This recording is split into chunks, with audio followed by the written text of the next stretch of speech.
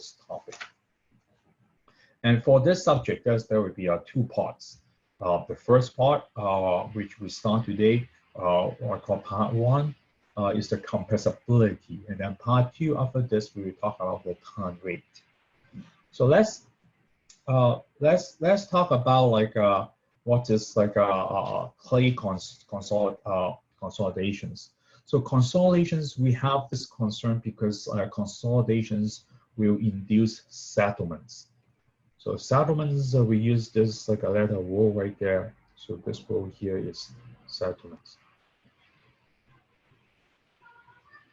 So settlement is a huge concern in civil engineering because you don't want, well, like, it's something that it must happen. It must happen. But it's just a matter of, now it's a matter of like a magnitudes, or it's a matter for us civil engineers. For us, whether we can predict or we can get prepared for it. Because we know, like, a soil is a compressible material, and your constructions, your civil engineering activities, you work on the ground, so you change the effective stress, pretty much like, just like you push on like a sponge, like you will deform. So the same idea. So we know like the ground will settle as long as we are changing the effective stress of the ground. So changing effective stress can means like a surcharge above ground loading. So that's why in lecture 3 we learn how to calculate the effective stress, and it's very important. I keep saying this is very important. And also like later on, right before this lecture, so lecture 7, we talk about stress distributions. So because from a surcharge, we know we can find out, now we have the capability to find out the induced stress, vertical stress. So that contribute to the change of vertical effective stress. Whenever there's a change of vertical effective stress, that contribute to settlements. But settlements, like the total settlements we're talking about here, there will be like 3 components. First, we have the immediate settlements.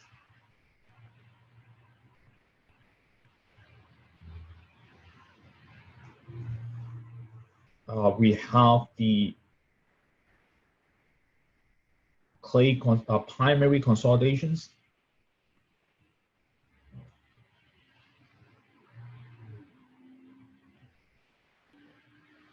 And also we have the secondary consolidations.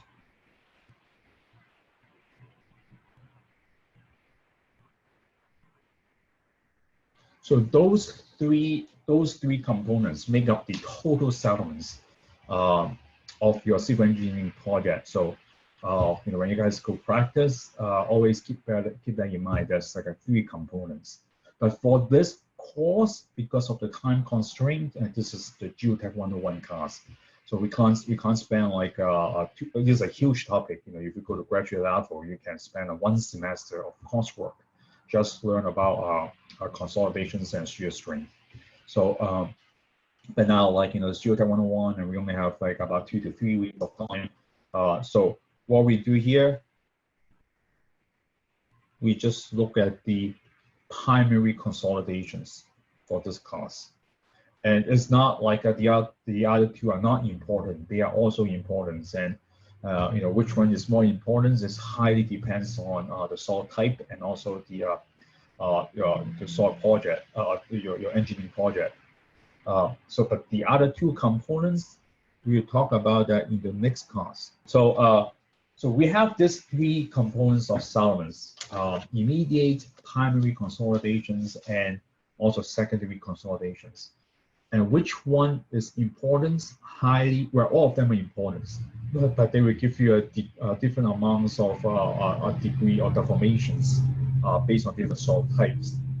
So in general, so one more times, the total settlements will be equals to the sum of those 3. And in general, for sandy soil, so if you have a sand site, usually you don't care about settlements as important as when you have a clay site, because for sand soil, the deformations or the settlements will be small relative to the clay soil. So for the clay soils, the immediate elements is still small. So immediate elements, like is pretty much, well, we will talk about in 46.7. It will take a while to explain that. But like for clay, when we get to the primary consolidations, it's large.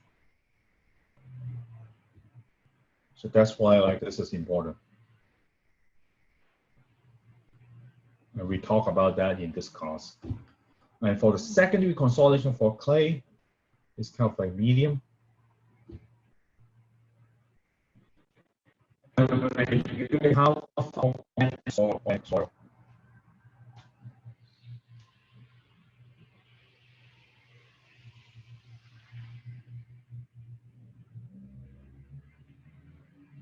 You become problematic for settlements.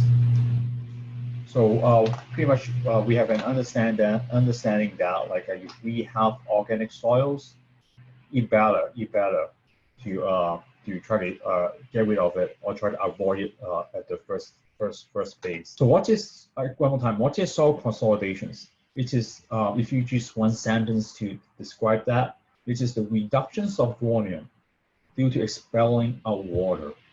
Does that like look like a similar way, when we learn about soil compactions? So compactions is about like getting rid of the air. But now we are talking about trying to squeeze out or try to expel out the water. So at the end of the day, remember from a phase diagram,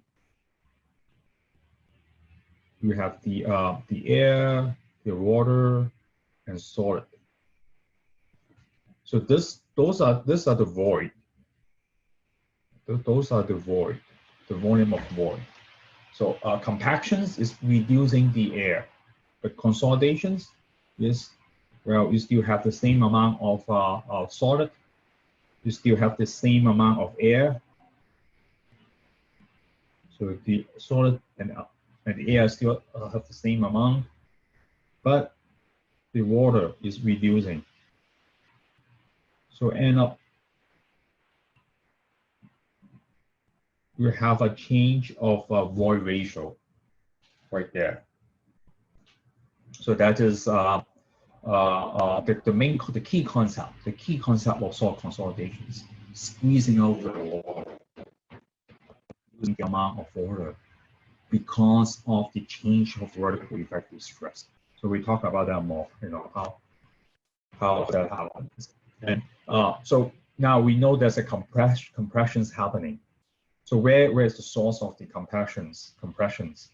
It could be the deformations of soil grain, because one more time is we are deforming, with the volume is deforming, right? Or like, we're thinking about it is the ground is settling. So, that must be like, something getting smaller. It could be the deformation of soil grain. It could be the air, water in the void, but the majority is from the squeezing out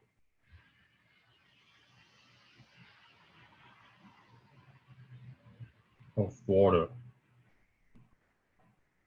from the voids.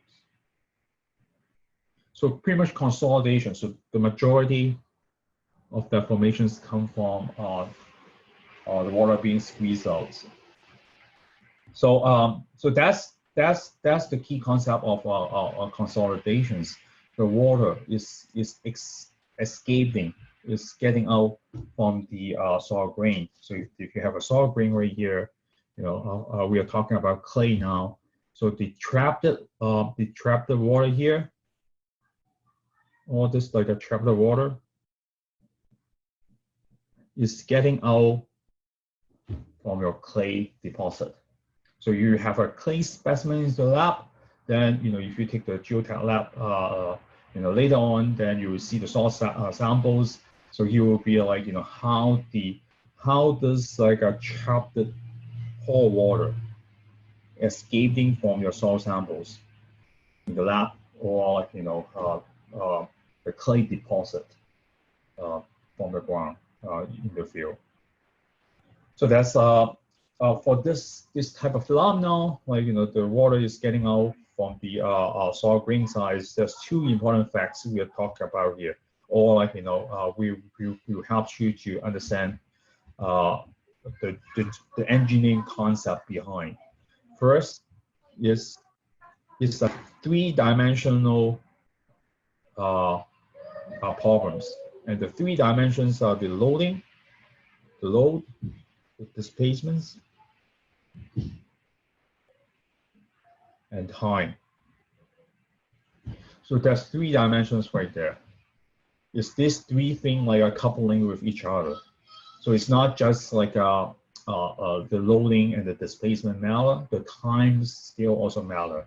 It's not just like by time how much it has performed. How much loading adding on it is also matter. So it's a load, displacement, and time phenomenon.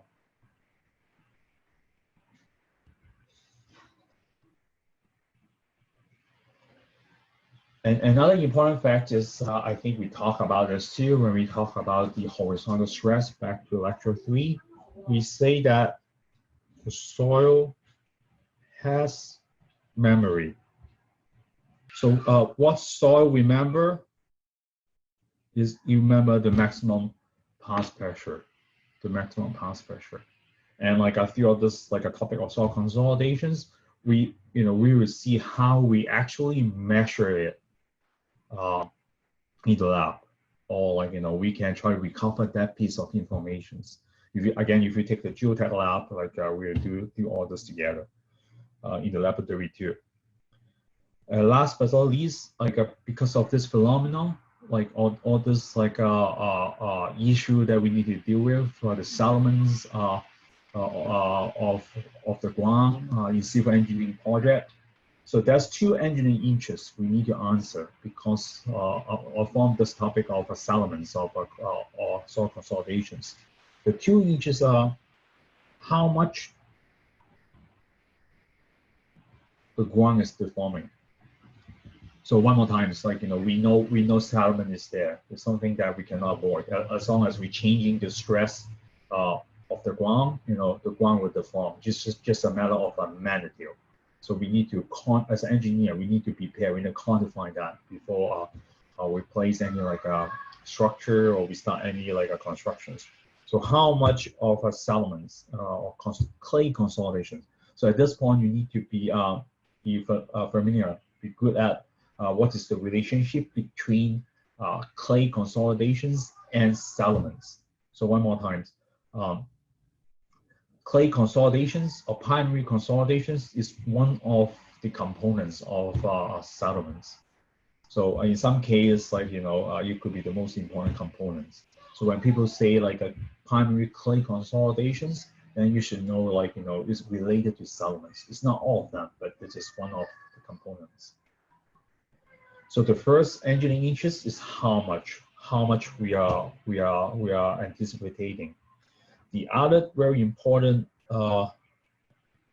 interest that we consider is how fast it will happen, because the permeability. Because now remember, clay consolidations is about squeezing out the water or the pore water, try to escape your clay matrix. So which means like how fast is the water trying to travel like through your clay deposit and get out of your, well, usually like you should go out or go down, because I assume like the whole layers are clay going as a layer, so those are clay. But like above the clay layers could be another drinkable layers like gravel layers right here, or you have like another rock layer right here, features the rock layer. So after like the pore water escape the clay layer, then that's what it means by squeezing out water. So for the water to travel through the clay layers, and we know the permeability of clay, back to lecture 4, is very low. So everything takes a long time. So this lab in 368, in the lab you will take like 3 weeks of time, whereas other labs, we get done in hours. But like because of the permeability of clay is so low, so you will take a long time for the clay consolidations to be happen. So that's why one of the important factors, the time is slow. So that's why time is important for this subject. So you will take a long time for the whole thing to be finished. I mean, the primary consolidations. So how slow or how far, the time scale in being slow is very important now. And for example, like, if you find out, like, if you can, if your calculations estimate tells you would take 100 years, you would take like a century, it will take 100 years to deform 2 inches for the ground. But your lifespan, the lifespan of structure, your design lifespan of structures is just 50 years. So you don't care about you may not care about the 2-inch settlements. So that's why knowing the time is very important. Otherwise, you may just happen to be over-designed. So the technical terms for time, for how fast, is the time rate. And the fancy word of how much in this topic is the compressibility.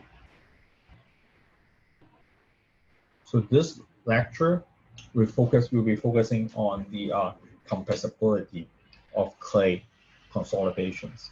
After this, we'll talk about the time rate. Okay, so this is kind of like this slides right here is kind of like the guide, or we always come back to this kind of like a table of contents to remind us what being important, what we always need to bear in mind when we learn about clay consolidation. So oftentimes, like, I feel this 2 weeks we'll come back to these slides to remind us, like, what being important in this topic. So the clay consolidations, you can start with an very good analogy from Karl Tasagi. So if he has the spring analogy, when Karl Tasagi is the father of geotechnical engineering. So he's the first one who come up with all this clay consolidation concept. And to demonstrate his idea, he used a very simple system, which is a spring. Let's look at this like a spring analogy. So if you read the book, I think like any classical, like a geotechnical textbook, there was a reference to a Karl Tasagi to talk about the spring analogy.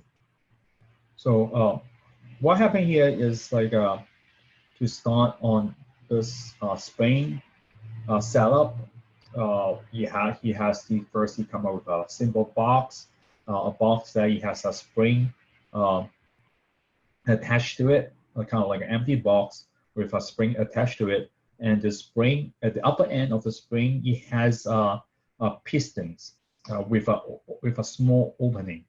So it's kind of like a box that, like, is a closed box that with just a very small opening, like at the top, and within like the movable spring, so the spring can compress.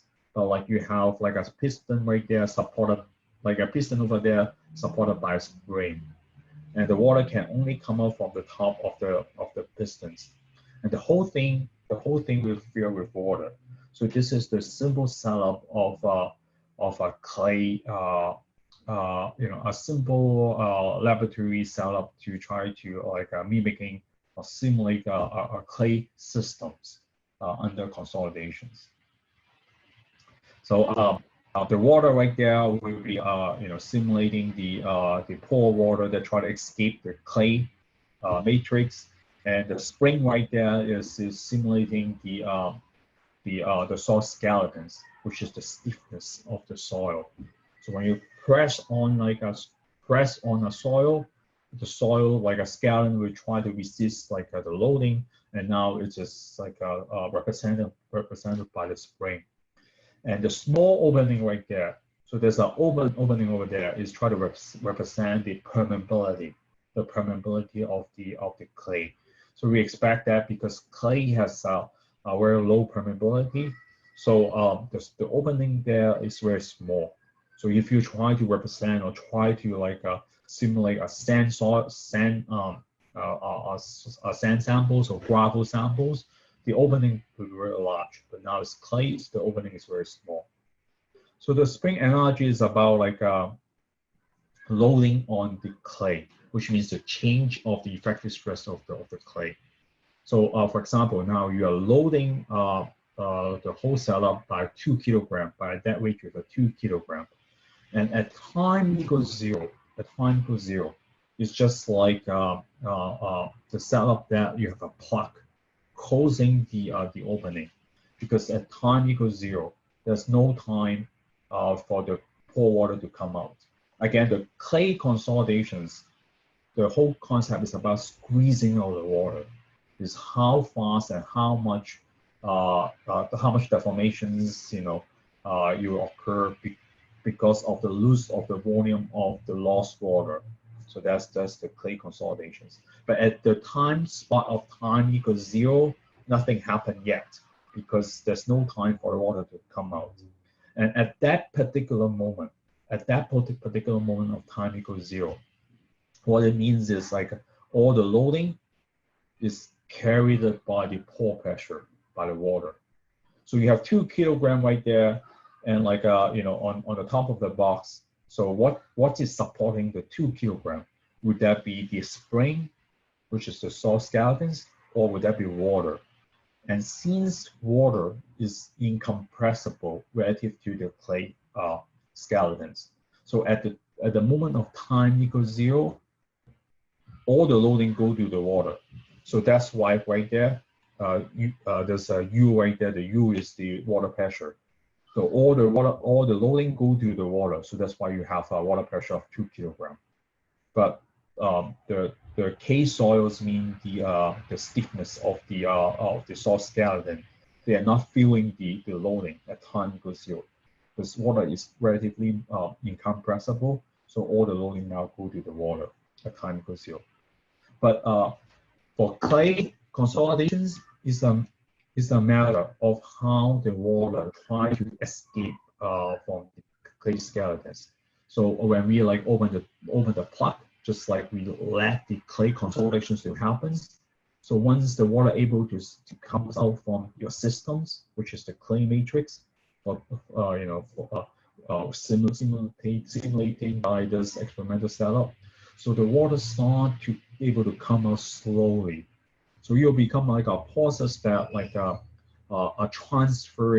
passing the loading from the water pressure to the clay skeletons for the spring. So you start, in the observations in the lab or in the experiments, you will see that water comes out, and if you're able to have a low gauge to measure the loading, you will see the water pressure start to go down, but the force in the spring start to catch up. So you kind of like passing the pressure of the loading from the water to the spring. And at some point, because the whole thing depends on how fast it happens, highly depends on the size of the opening, which is the permeability of the soil. So if you wait long enough, you have infinitive time to wait for that water to come out slowly. At the end of the day, all the loading from the water will already pass to the clay soil. So at infinitive time, there will be no more like water pressure. The water able to squeeze out has already been squeezed out, and all the loading will from the dead weight will be passed to the spring. So any questions at this point before I move on? Yeah. Okay. So the next thing is another key concept is clay consolidations. It's a 3 dimensions kind of phenomenon, right? The displacements and time. So we talked about in the previous slides, displacement and time. But don't forget, there's a 3rd dimensions right there. It's the loading. So so this is still the same setup from the last one. So 2 kilogram loading there, and waiting long enough, all the water that can squeeze out from this loading has already been squeezed out. But what if we add additional loading on the systems? So at the moment that we add an extra loading on top of the previous one, at the time that we paste the loading time equals 0, there will be another extra 2 kilogram. And this extra 2 kilogram is being carried by the water pressure. So that's why like the water pressure now has a 2 kilograms, and the stiffness of the soils yes. So here is 2 kilogram, but the stiffness of the soils will be like from the previous loading. So the whole clay consolidations will repeat itself. So if we wait long enough,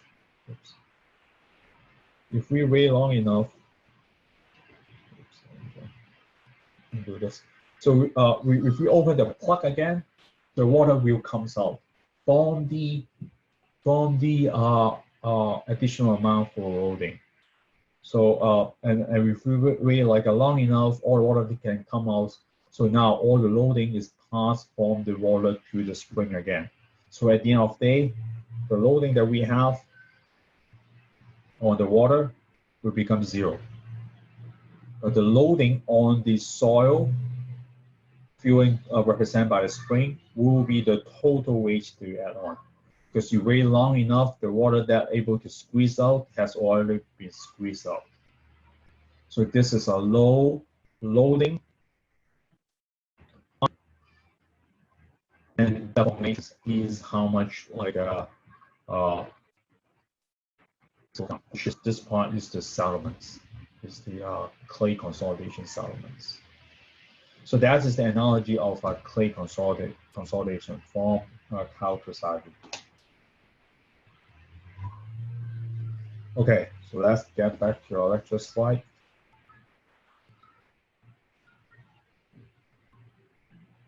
So what is causing the clay consolidations? So start my PowerPoint first. Okay, so what is causing for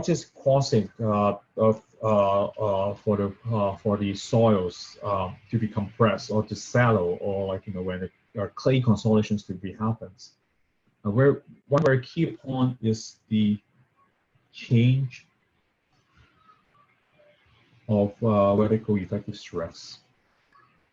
So the change, where for example, like you have a site here where like when you load on it, you worry about this clay layer for the primary consolidations to be happens.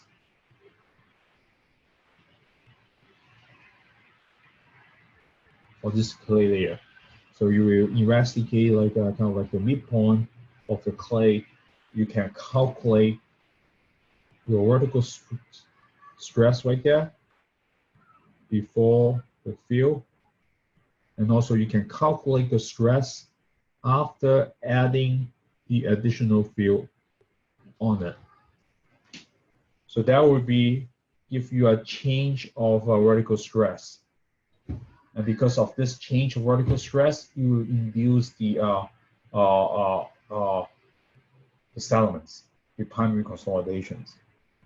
So you could have a new overburden fill. It could have a new structural loading or surcharge adding on the site, then that causing the ground to settle or clay consolidations.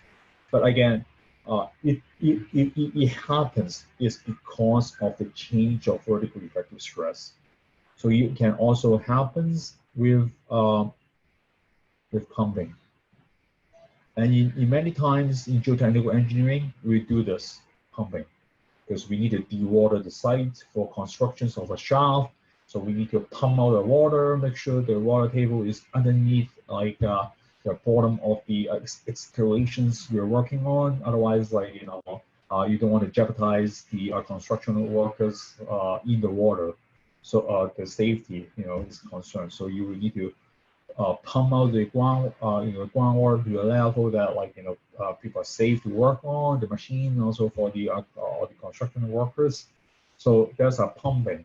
So whenever pumping happens, it changes the vertical effective stress, right? Original groundwater table to going down. Because we know the effective stress is equals to total stress minus the pore water pressure. And the pore water pressure depends on the locations of the groundwater table, just like after 3. So maybe like a question for everyone now for you to think about it. So when we try to draw down or pump the water table, making the water table go down, would that be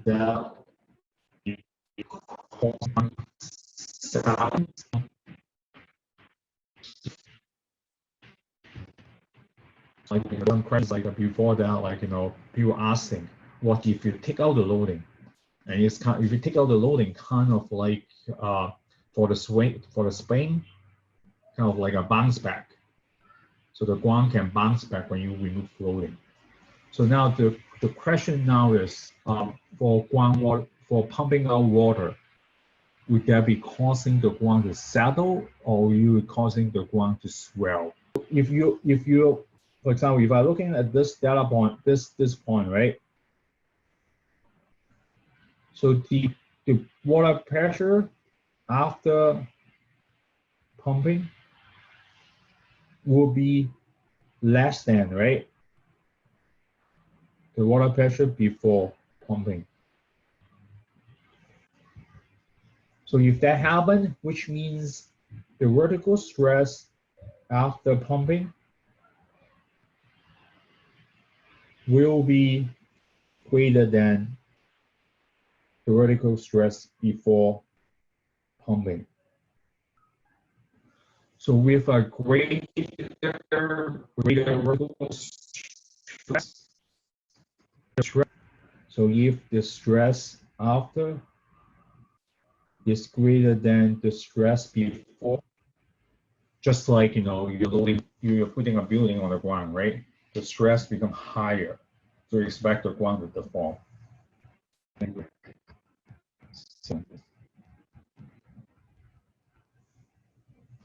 So that's the pumping. And the other case is very popular, may not be in Los Angeles, but maybe in some, we have a windy day today. So what happens if the groundwater table, so this is the original groundwater table, but because of the wind seasons, so if there's an increase of groundwater table,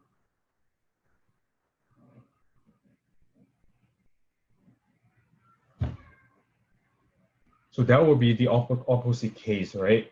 So now you have an increase of the groundwater tables, means you have pore water pressure that's just higher than before, which results in the opposite scenario. The vertical stress after the increase of the water table or because of the rain seasons will be less than the vertical stress before. So end up, you will expect the ground to swell. So it's not a common problem in Los Angeles because we don't have that much rain, and the other reason is we don't have that much of expensive expandable like a soil. But if you go to like other part of this country, like Houston in Texas, where they have a lot of like a swelling soil, so when the winds come, people worry about like the heave of the soils, and many times they will crack the driveway of many residential houses. So it's a huge problem in Houston's for the geotech interest right there for the heaving of the soil. So, any questions at this point? So very important, very important. You need to go beyond to think about the ground will settle or the clay consolidations will happen only if when you have a structure like it's not the matter of the structure. It's because of the change of the effective stress. Because of the change of the effective stress, and it could be like a changing of the groundwater table, and then you will have the settlements. So we have this issue, ground settlements, and how do we like to measure it, or how do we like engineering it?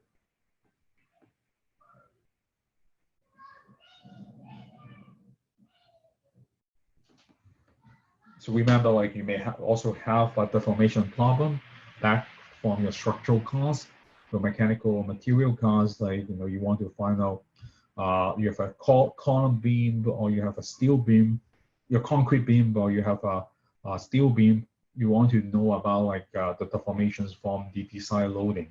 So what you would do is like you would take a piece of steel elements to the lab and do a compression test in the lab, and then you get the parameters you need. So this is the stress strain plot, right? Then you come up with a stress strain plot. From the stress strain plot, you can find out the modulus, the elastic modulus, like a parameters you need for design. So with this elastic modulus, then you can predict the deformations based on the design loading. Then you can find out you can predict the deformations. But for clay, for soil, this is a much complicated material than like a simple material like steel. Clay is a highly nonlinear and plastic material. So which means like at the end of the day, one parameter is not enough for you to the settlement predictions design or settlement calculations. So by very similar approach, we want to find out under like the loading of our design structure. This case could be a levee. So you know the loading, and then but you want to find out like a deformations. Oops, excuse me. Want to find out deformations. So what you will do is you will collect a piece of soil samples to the lab and do a consolidation test. And from the consolidation test, you can recover the parameter you will need at least 3 parameters to answer the questions of how much. Remember, like at the beginning of this class, we say there's 2 engineering interests: how much and how fast. So the consolidation, this part of consolidation test only answer half of the questions, how much. But that's what we need. But we need like a 3 parameters rather than just 1 for simple material like steel. Again, it's complicated, so we need 3 parameters for how much. When we get to the questions of how fast, we will need additional parameters. Okay, so this is the geotechnical engineering approach. For example, you have a clay site, you want to find out the consolidations problems for this clay. So you will assume first thing, you assume this is a 1D settlements or consolidation problems, which means we assume 1D means one directional deformations. We assume when we lower the ground, all the deformations only happens vertically, or like that's what we care. That's what we care. And this is like we can assume 1D deformations rather than like a 2D deformations. Think about like your material cost. You learn about the Poisson ratio, which tells you when you load on like a material like from the vertical directions in the axial loading, you also expect like a lateral deformations with a ratio of the Poisson ratios, right? Usually it's 0.5 or 0.49, something like that.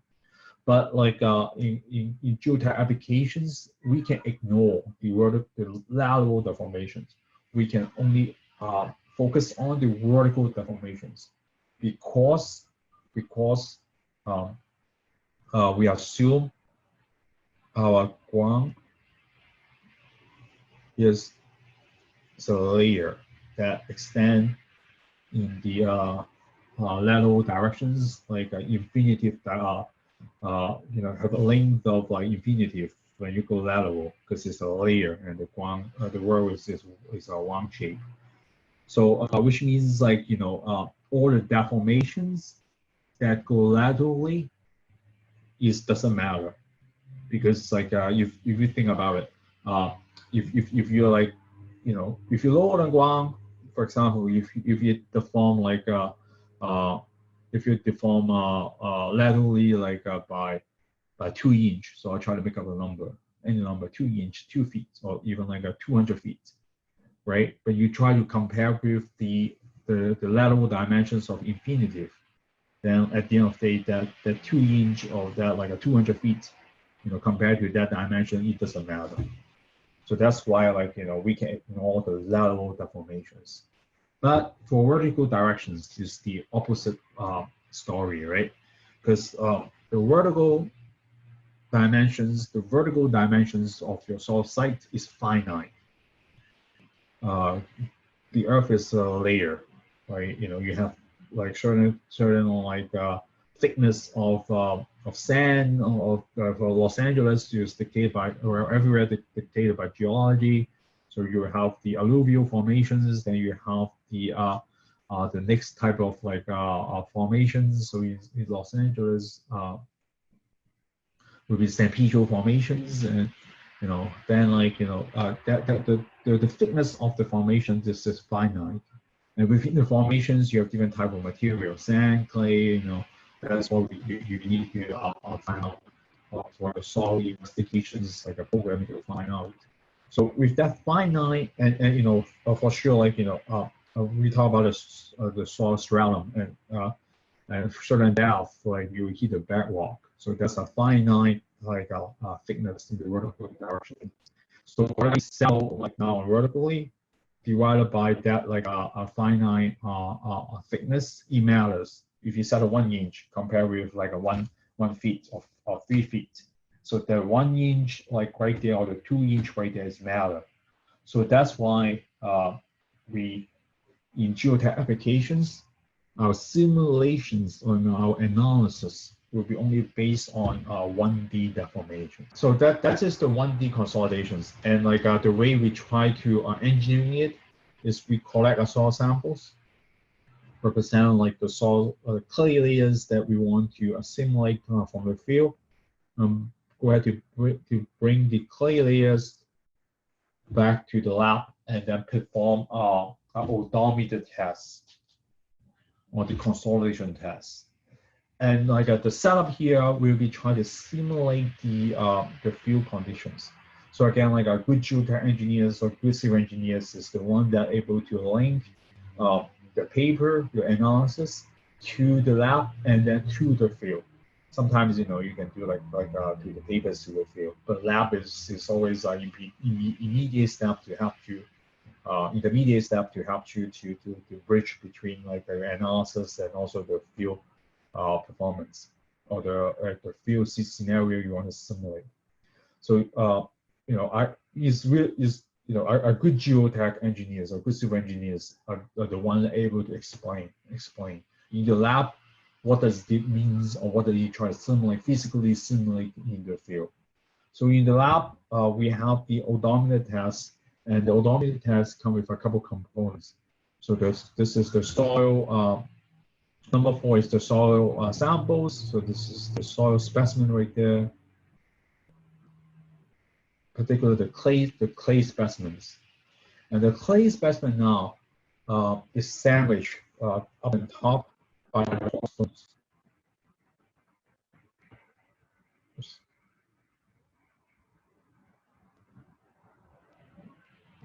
So the purpose of the stones right there is for the water to squeeze to escape from the clay samples.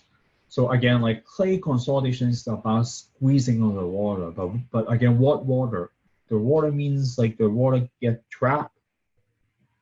So there's many like a poor water get trapped into the clay, because we know that from the phase diagram, right? We know like each like a clay, each like a clay matrix, you will have a void. If the void would be either like water and air. Now we assume everything is fully saturated, so you only have water. So the clay consolidation is a matter of like how the water escape from the soil. And like the pore stone now here is pretty much is much permeable than the clay. So it's kind of like a media for the water to come out, for water to come out from the clay samples. So you could be like, you know, the drain layers in the field. Oops.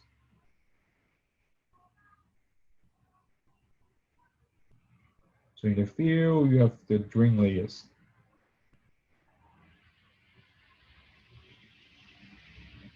In the lab, you use the pore stones to simulate that.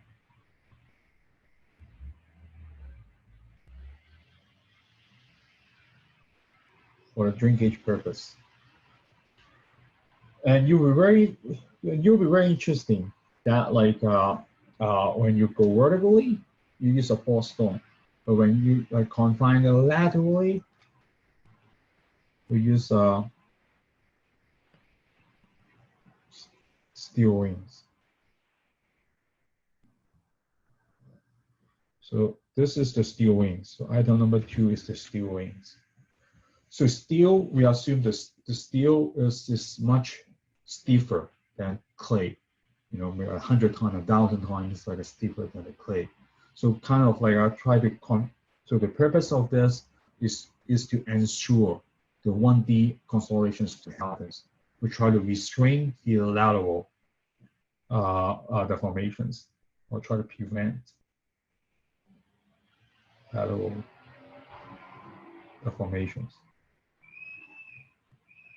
So what we're doing here now is when we lower it, we'll make sure everything, all the deformations, only happen vertically, but not like vertically.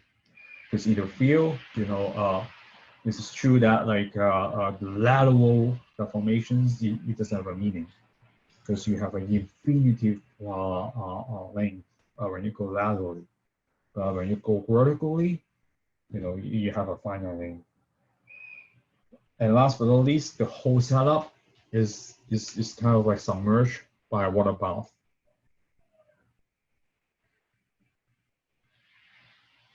Because like in a geotech world, we assume everything. Well, like I take it back. Is the geotech world at this level, undergrad level, we assume pretty much like, you know, our analysis, except like maybe from your phase diagram. That you need to understand there's air right there, or like, you know, that's geotech 101, so that's why, you know, there's air. But for more complicated like analysis or more complicated soil behavior, we only talk about saturated soil, which means everything underneath the water table is just fully saturated. So the water bath is means like S equal 1.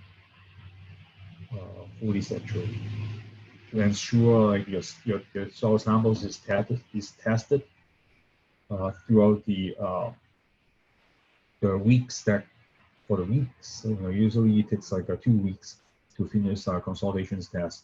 So you need to make sure like there's enough waters to stay there for 2 weeks to ensure the soil samples is fully saturated. Okay, any questions here?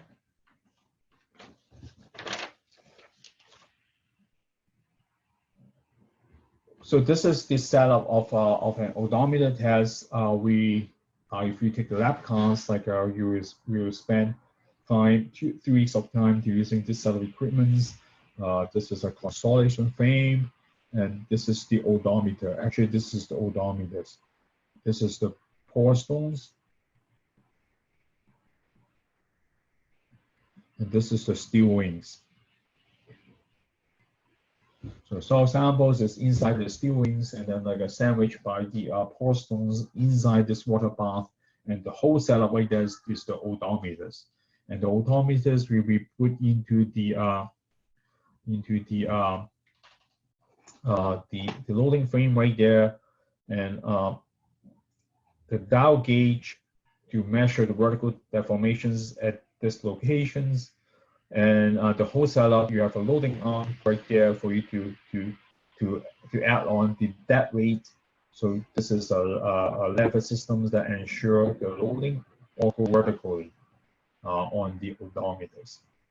So in 368, we spent like 3 weeks to work on this setup to see how a piece of soil samples to deform under our design loadings.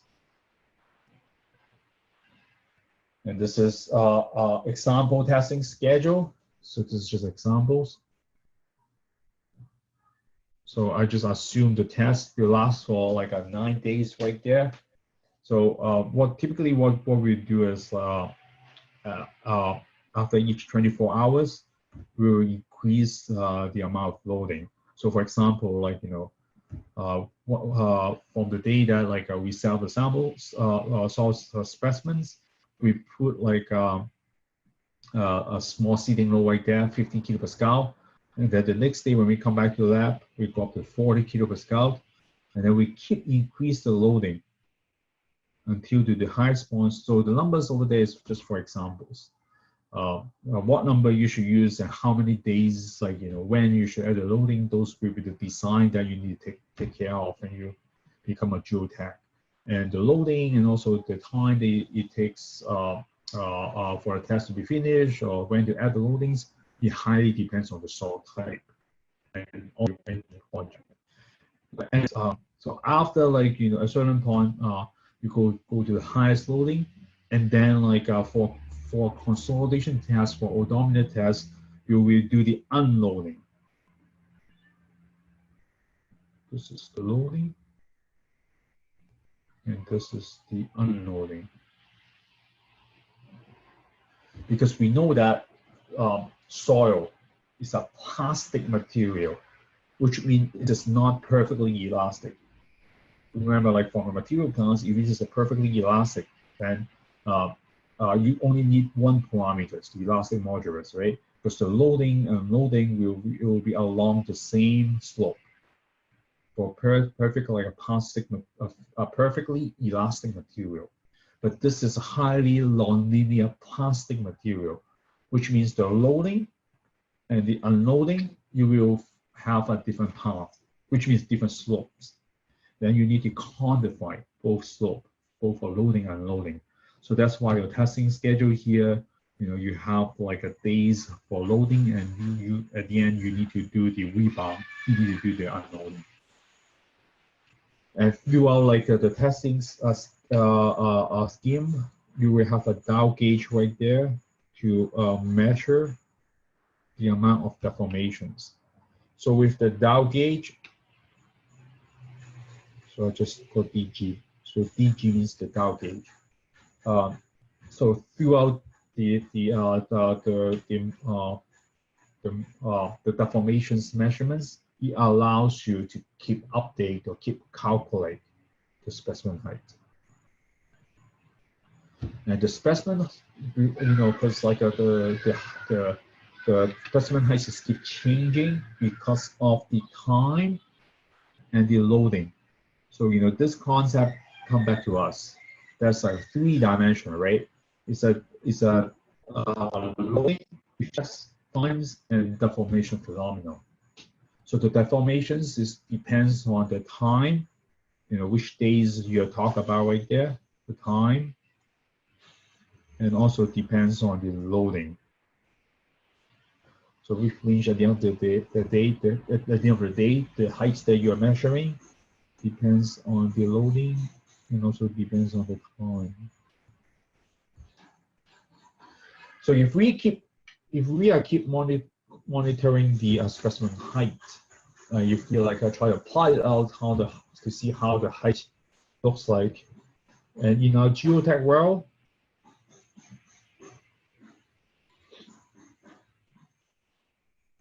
compressions, Salmon is positive. Well, like I just put it.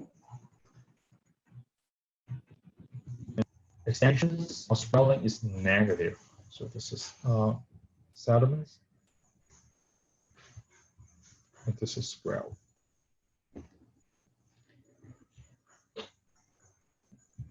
So if we plot out how the specimen change, you realize that like the soil's sample height at the beginning, it will swell because it's under like a small stress right there. And it depends on the soil type. At some point, it will start to deform. So we keep loading it until like a day 6, right? So day 6, we put on the highest loading. And then like so this will be the loading part. And after that, we start to do the unloading. And the specimen height, we try to rebound. So you will keep like a shorter, well, first you will try to swell, and then you will deform. And then when we do the unloading, you will swell back. But like at the end of the day, if we do the go back to the original like loading, or even we take out our loading, go back to 0, you realize that the specimen height, you won't go back to the original specimen height right there. So you realize like at the end of the day, if we doing all the loading and unloading sequence cycles, you won't go back to the original height. Why? Because soil is a plastic material, which means you have plastic deformations at the end of the day. So engineering, like we choose the parameters that helps our analysis, and for this case, to help our analysis, to use the void ratios instead of the specimen height.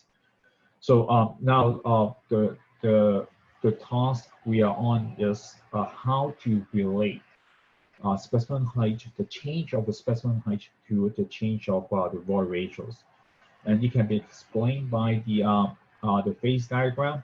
So phase diagram, before or once we place our very first loading, we have the original source samples, original specimen height. So this is the initial specimen height.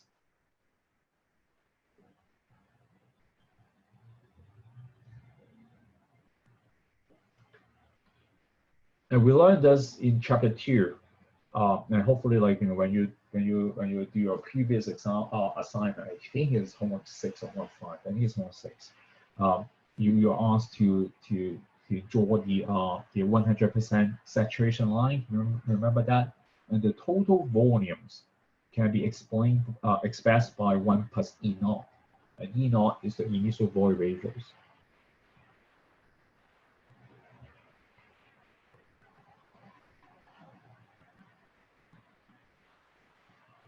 And under the loading, under the deformations, we are getting rid of some of the water, no air, because it's totally saturated.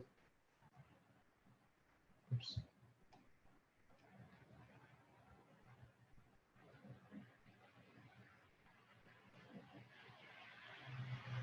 So we get rid some of the water, result in change of void ratios, and then like everything, the void ratios and the deformations, they should able to relate to each other. So that's what we try to do now.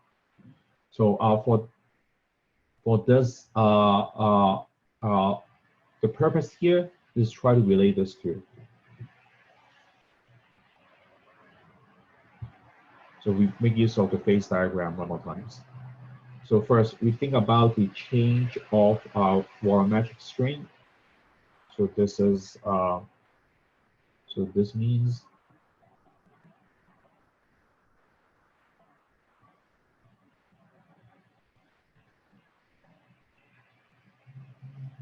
will be equals to the change of the void ratio divided by the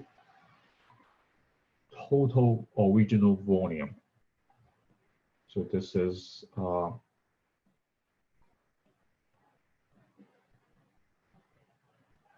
change of void ratio.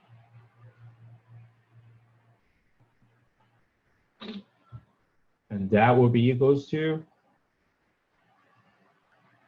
again, like, the change, all the volume change go to the change of the void. There's no volume change on the solid. Because like we talked about consolidations, it's about squeezing out the water. Only water comes out. There's no clay particles come out. They should be blocked by the pore stones. So consolidation is about like squeezing out the water. And in the lab, we can make that happen by the use of pore stones. And the total volumes is equals to the initial void volumes plus the volume of solid, which is a constant in this case. So this is the initial void volume.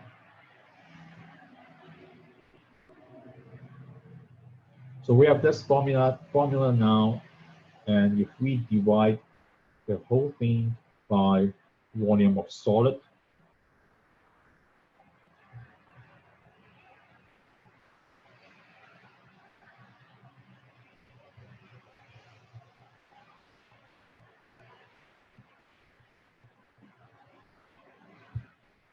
so this is still the change of the volumetric strength, and this will be equals to now,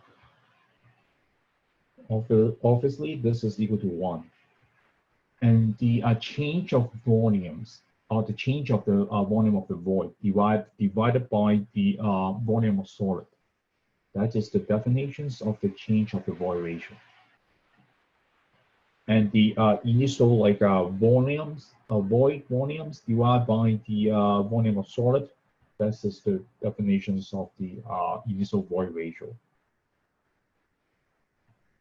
So this is and now we look at these terms, the change of volumetric strength. And remember last time we talked about this, we under the setup of the odometer test, we are simulating 1D consolidations, which means we use a steel wings right there to prevent all the lateral deformations. So when the volume change, there's no lateral movement. Resulted in all the change, it happens vertically. So all the volumetric change now go to the vertical directions. So we can represent the volumetric change because the radius is a constant. So the constants just cancel out. So the change of the height, which is the deformations, vertical deformations, divided by the original specimen height. So the whole thing, is just times the diameters or the radius of the volumes. But now this cancel out. So we have like an equation 1 and equations 2 there. If we equate equation 1s and equations 2, this is what we want. That's what we got. So the change of the deformations normalized by the original height is equals to change of the void ratios divided by 1 plus the E0, which is the initial void ratios. So at the end of the day, if we want to express the change of the void ratios in terms of what being measured, we got this equations. And we like this because the change of the deformations, this is what we measure.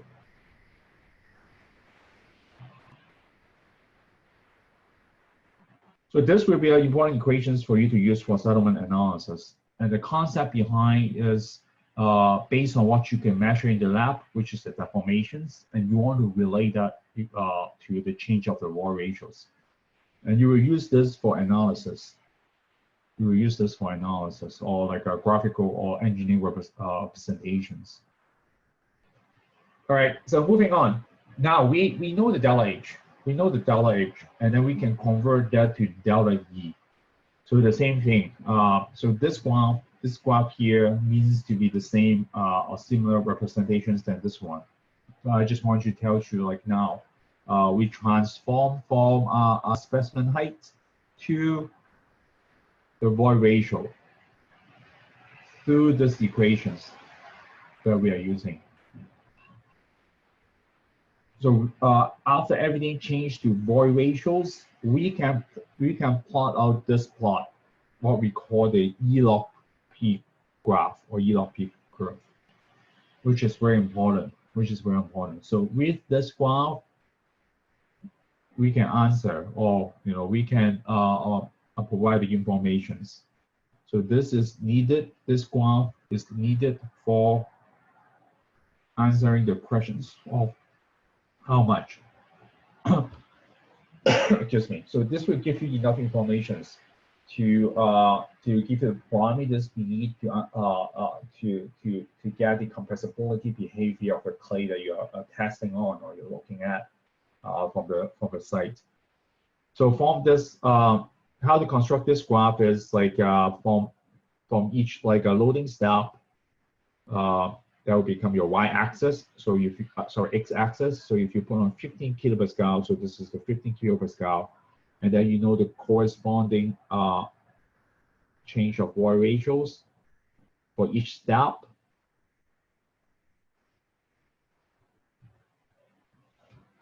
Then you can calculate the change of the void ratios become your y-axis. So pretty much like this is your first data point.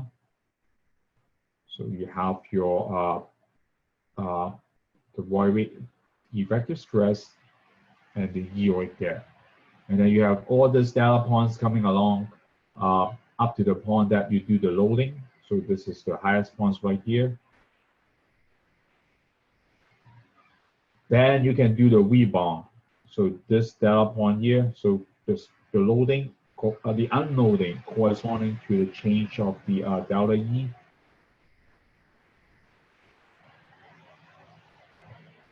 So it gives you the second last data point right here. So with all these measurements, then calculations, you can construct this E log P graph, and we call like a log P. So easily we can call this like a E log P or E log stress, vertical stress. But the P means like vertical stress in this case. And very important, the x-axis, bear in mind, this is log scale. So this is a semi-log scale plot. So geotech engineering is like there's a lot of like analysis is done in either semi-log scale or log scale. So make sure like you refresh yourself how to do calculations under those like scales, log scale and semi-log scale. We need to know how to calculate a slope from down. So. And throughout this this graph, it gives us like important like informations or important parameters for us to calculate the parameters that we need. So and when you look at this this graph, you realize there's kind of like a 3 slope right there. Oops. So you realize there's like a different slopes right there. First of all, you can draw a slope right there. And this slope, we define this as C sub C. The compression index or the virgin compression is like a zone. So the slope of this line is C sub C. And this C sub C is needed for analysis later, or like the other way, for us to think about this is we spend all this effort get to this point, or like in engineering practice, your clients or you're representing your clients to set up like a investigation program. You need to send a crew to the site. The drill rigs to the site to collect the soil samples, and after collect the soil samples, you send the the samples to the lab, and then like in 2 or 3 weeks to finish the test. You actually ask the client to pay all this money. It's not cheap at all. We're talking about maybe like $50,000 a year, so even like $100,000 here. So we spend all this money by the day, what they want to, what the clients want to get, or at the end of the day, what kind of like engineering report at the end of the day, what we want to get this number. One of them is you want to get this parameters for you to do engineering analysis. So this is the effort at the end of the day that we want to get, the compression index, which tells you how compressible the soil is. So the compression index, and that's another slope that you find out on this chart, is what we call this one, the recompression index. So the other part of the line. So this is the recompression index, and also we have the swelling index. If you feed the early part, this will be a little bit messy. So I can talk a little bit more about this. But this two is parallel with each other. So we call this to the C sub R, and this to the C sub S, swelling and recompression index, and they are related to each other. Same slope, same slope. At the beginning of the curve, you may have half time to get C sub S. So in general practice, people prefer the C sub R, because after like you lower the soil samples in the lab to a pressure that way beyond the maximum pass pressure, which means you erase some of the disturbance from the soil, and then like the later part of the specimen here is more reliable. This part of the data, you suffer from the sample disturbance, which means like you take out the soil samples from the ground, and then like you do all the transportations, all the storage, then pretty much like you destroy some of the fabric. So the quality of the soil samples is not as good as, or you won't behave as well as when it is under the ground. But you bring it to the lab, you lower it to higher level. So pretty much you're creating the stress history in the soil lab. At that point, you erase the soil disturbance. So this part of data become more reliable than what you have for up there. So that's another reasons in the lab. We always prefer to have the unloading part. So this part helps us to define the system out. So any questions here? So this is very like advanced geotech concept. If you're following me, if you understand me, that means like you're up to the next level. This kind of concept, like if you take on the laboratory costs, and if you take on the foundation costs that we offer next semester, we will come back to you. Soil disturbance, and also like soil stress history, and how to erase the disturbance, or how to minimize it. Geotech is something like you live on a very complicated world, and you live on like that like there's nothing can be perfect, because like the world is just too complicated, or like our engineering procedure cannot like solve for everything with a reasonable amount of time. It's a matter, it's a business, it's a subjects that like like our limitations, and the better engineers is always the one that know how to improve it, or how to minimize the limitations or the errors that we have. So this is one of the examples how to get along with the soil disturbance, soil specimens disturbance issue we may have. So we have the C sub R and C sub C here, and now is a matter on how to calculate the slopes. And so now get to the point that like we need to know how to calculate the slope. So that's why I highly recommend you to refresh your algebra class, I guess at some point of your mathematics career, high school or whatever. You learn about how to calculate the slope. out of like a log scale or log scale. Now it's like a semi-log scale. So pretty much, remember like slope is just like a delta y over delta x, right? And this is the delta y. The delta y, the y-axis now is the change of the wall ratios. And this is the delta x. I don't want to spend too much time on this basic math, but like if you have difficulties, make sure you try to crack your math book or just go online. I think you will learn something. And we are dealing with a negative slope. So all this slope here, they are negative. So that's why you have a -1 right there. Okay, so that's how we calculate slope. And again, this helps us to solve or answer the engineering interest of how much. So when we say how much the compressibility, we need 3 parameters.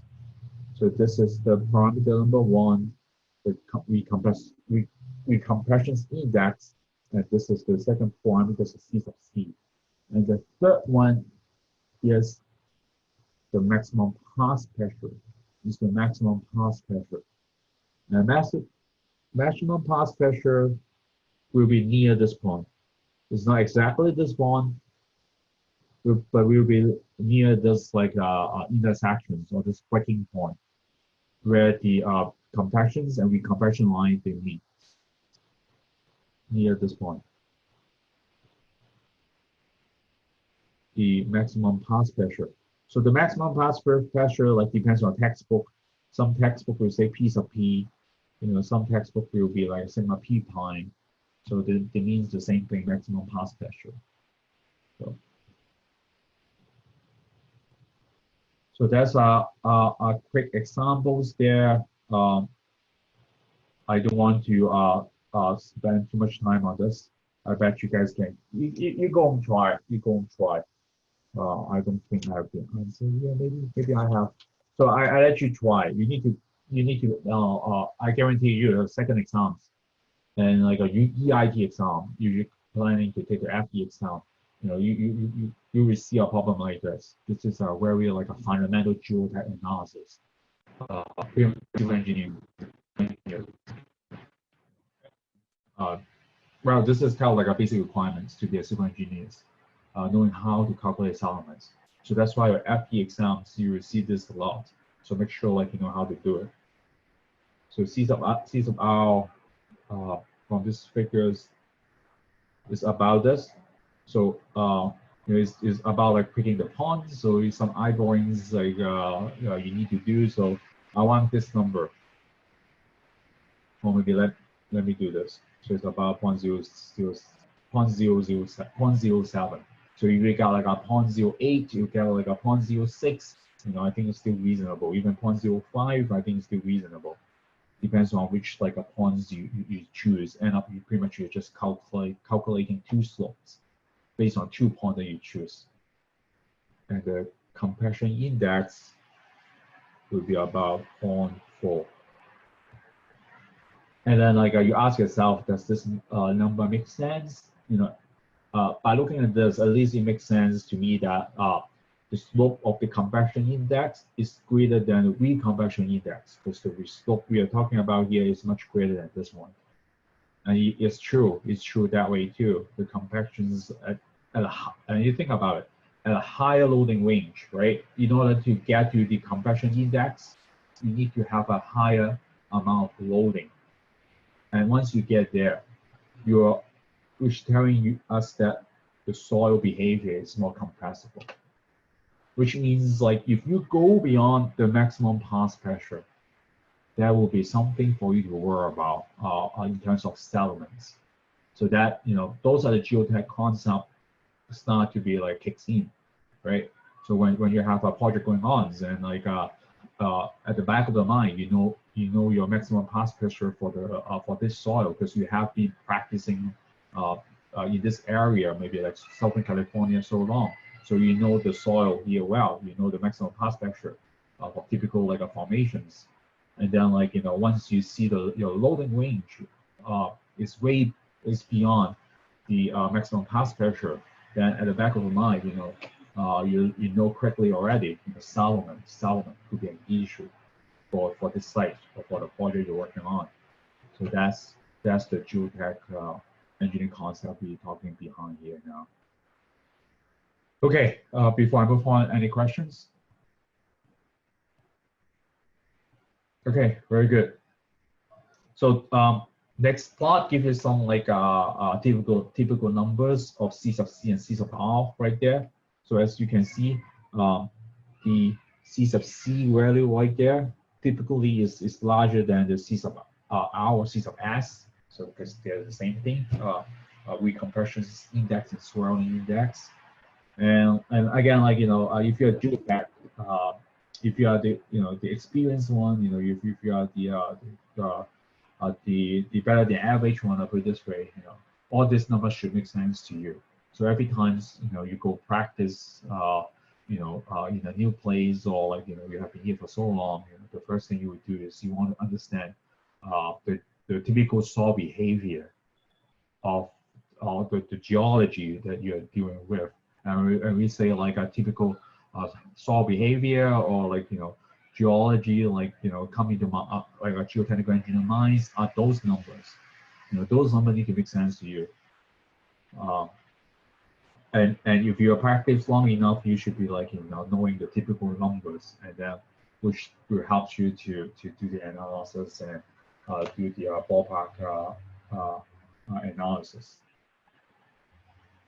Okay, the next thing maybe like the better is to talk about this slide first, and then we'll go back. So there's another issue is the sample disturbance that I mentioned about. So what is soil disturbance means? The soil disturbance means like when you collect soil samples from the ground, pretty much you are destroying the fabric or the soil structure or the clay that you have. Because think about it, a piece of a soil element in the ground, what you need to do is drill a hole, and then like after you drill a hole, you have you try to core clay samples out of the ground, and then now you bring it like to the lab on the table.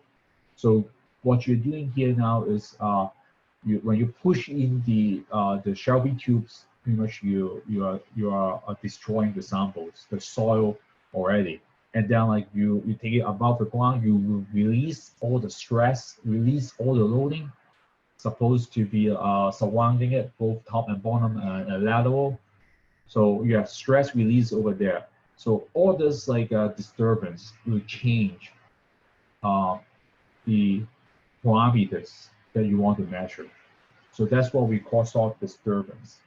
And it can be illustrated by this graph here. So we expect undisturbed like soil behavior will look like this line right here, two bilinear line. So if we do everything in situ, if we do everything like correct, the proper soil response should be look like this. Very clear breaking point right there to tell us this is the maximum pass pressure.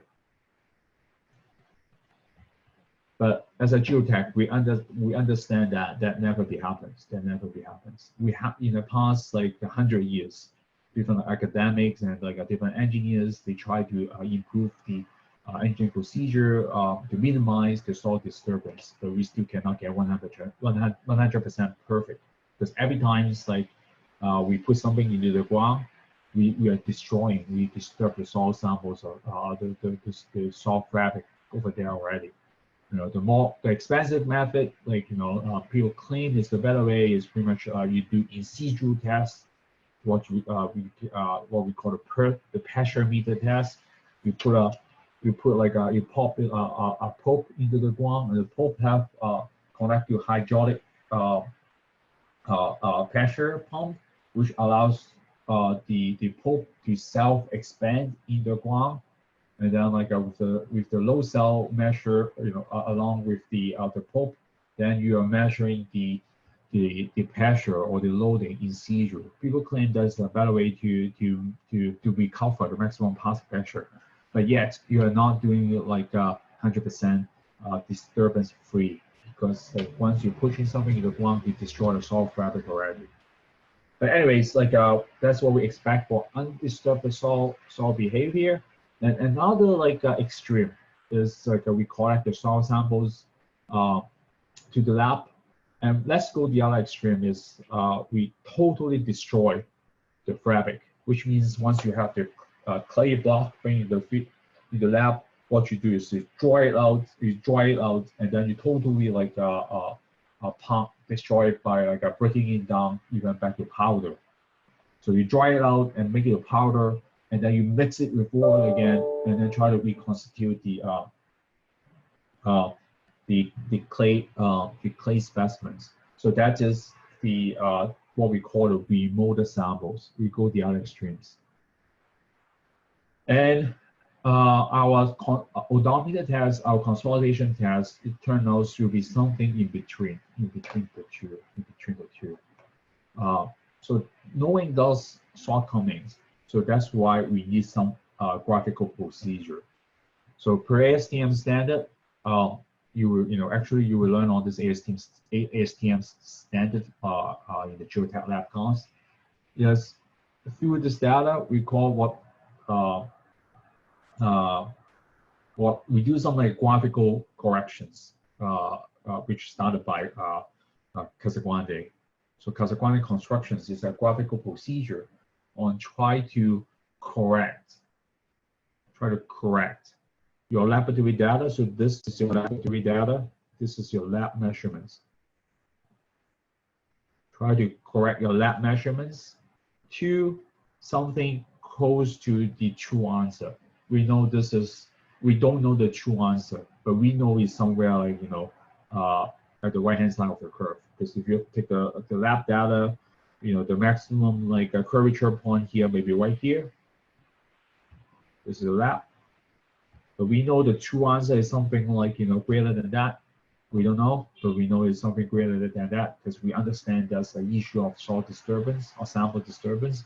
So that's why Casagrande, I guess I think when he tried to develop it, he looked at many data from his data bank, and then he come up with this graphical procedure. It's not perfect, but it's something that we do try to correct ourselves. So this graphical procedure. So the first step is you locate the maximum curvature point, maybe this point. So you find the maximum curvature point, fill out this graph, maybe this point.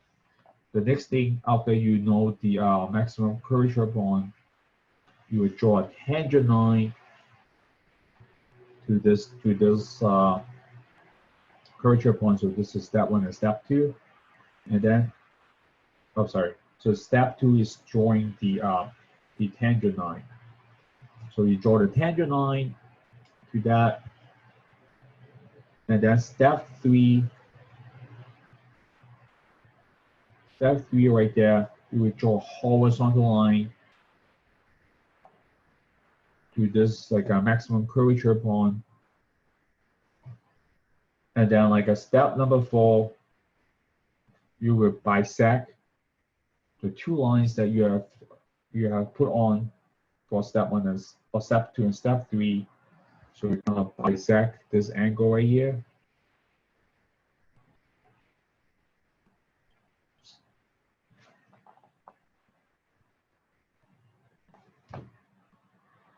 So you need a better tools to do it. You actually measure the angle, but now I just try to save time. So this two, they should have the same angle. And lastly, you extend the virgin compression line of your data.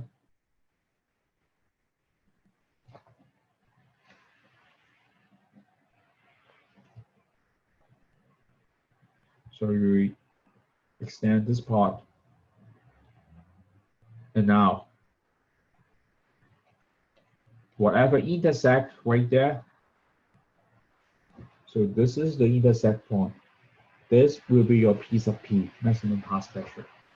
So again, this is an engineering procedure. It's a scientific a reason behind. It's a theoretical reason behind. No, This is just an empirical correction method based on we understand there's some shortcomings right there, and graphical procedure were commanded by Casagrande, which goes into our ASTM standard, which means like in practice, like everyone uses it.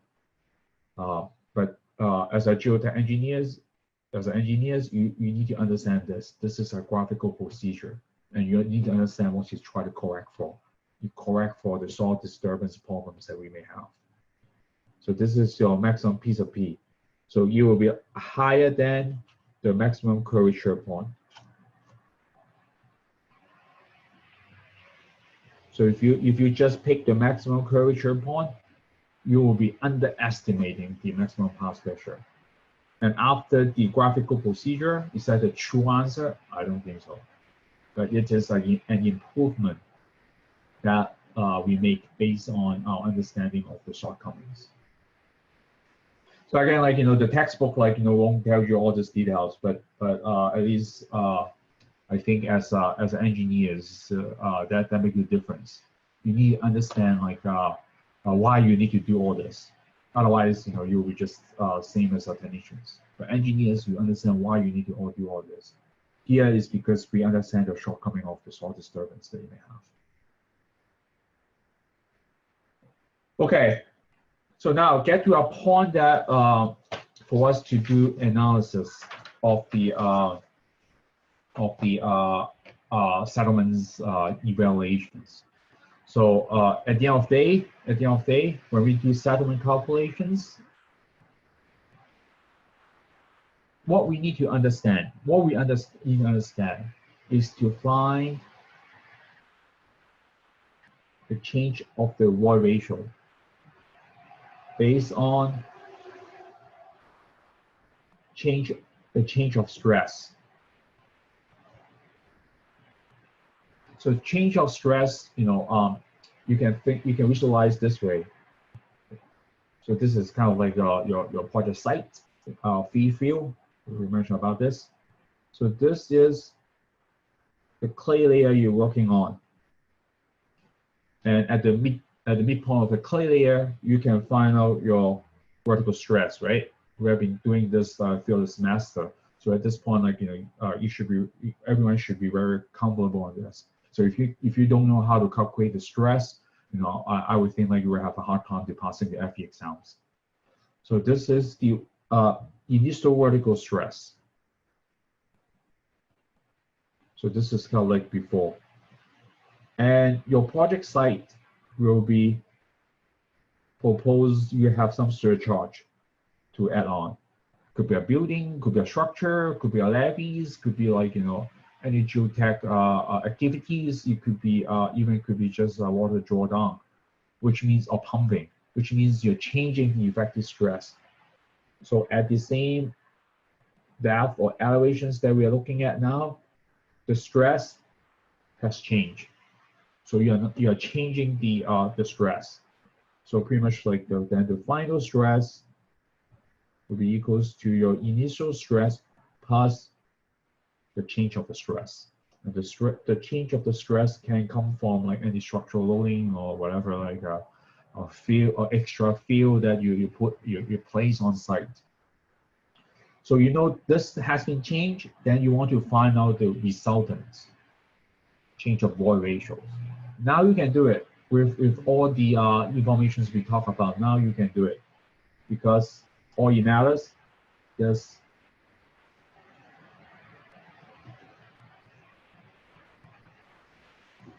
you understand this picture.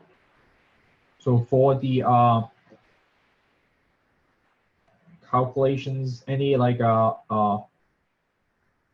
settlements like calculations that we do, I highly recommend you draw the picture, and this is the picture that you should draw, because at the end of the day, your settlement before you do settlement analysis, if in practice you do this in your office, but before you get to this point, you have already like work with the clients to finish the site investigations and also pay for the the few investigations like money you pay for the lab money, which means on your table you should have this parameters radio.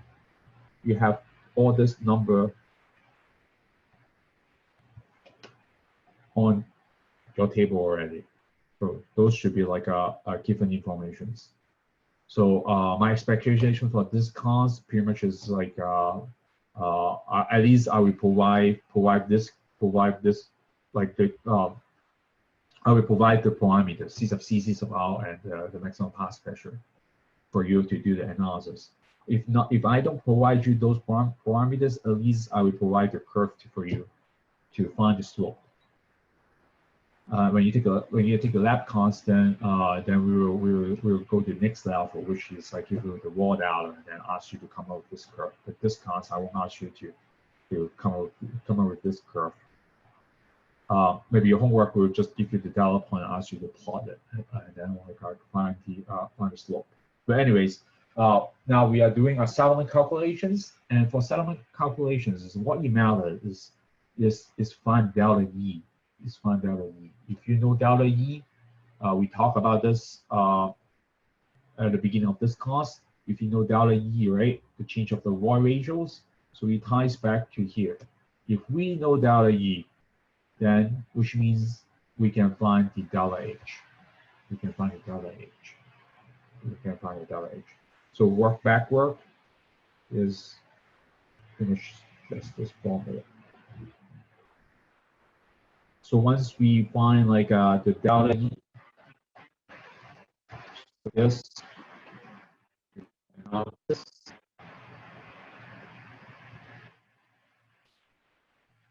and this is the settlements. And then they want to calculate for a site. So you measure this in the lab, and then like you can find the delta E, and then now, like you need to be aware this all the E naught and H naught will be changing based on what you do, whether you're in the lab or you're in the field. So changing those parameters, then you can calculate the settlements. So we'll get there. Maybe do some examples will help you to understand later on. But anyways, now we did come to a case that comes to a scenario that to ask ourselves how to find this delta E find this like a delta E based on the change of the stress. And you will come to a case that could be like a 3 different scenarios. So case number 1 is the time that when the initial stress is less than the final stress and also less than the maximum pass pressure. So both initial stress, the initial stress comes from the site, and the final stress come from the design based on what kind of like a project you're working on. So you can calculate all those, and you can measure this, the maximum pass pressure. So this case, which is telling us both the initial stress and our final stress is less than maximum pass pressure. And what we try to do here now is find the delta E. So at the end of the day, well, those should be a straight line, right? So we have this, and we have this.